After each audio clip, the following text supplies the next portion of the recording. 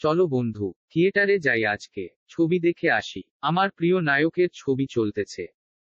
ঠিক আছে বন্ধু, চলো যাওয়া যাক, দারুণ মজা হবে।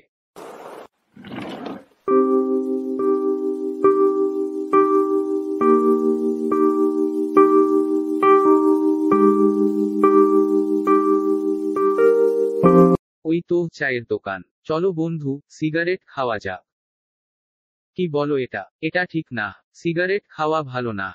আরে এগুলো ভুয়া কথা, সিগারেট খাওয়া যদি খারাপই হতো তাহলে কি ছবিতে দেখাতো?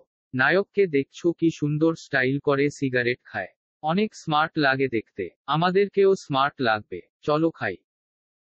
সেটা অবশ্য ঠিকই বলেছ। ঠিক আছে, চলো খাওয়া যাক। আর এভাবেই আমাদের তরুণ প্রজন্ম নাটক সিনেমা এর দ্বারা তামাক সেবনের প্রতি প্রভাবিত হচ্ছে। তাই নাটক সিনেমায় তামাক সেবনের চিত্র প্রদর্শন বন্ধ হওয়া উচিত। তামাক নিয়ন্ত্রণ আইন অনুযায়ী প্রেক্ষাগৃহে, প্রিন্ট ও ইলেকট্রনিক মিডিয়ায় বা ওয়েব পেজে তামাক বা তামাকজাত দ্রব্য সম্পর্কিত কোনো বিজ্ঞাপন প্রচার করা যাবে না। এই ধারার বিধান লঙ্ঘন করলে অনূর্ধ্ব ৩ মাস বিনাশ্রম কারাদণ্ড বা অনধিক ১ লক্ষ টাকা অর্থদণ্ড বা উভয় দণ্ডে দণ্ডিত হইবে।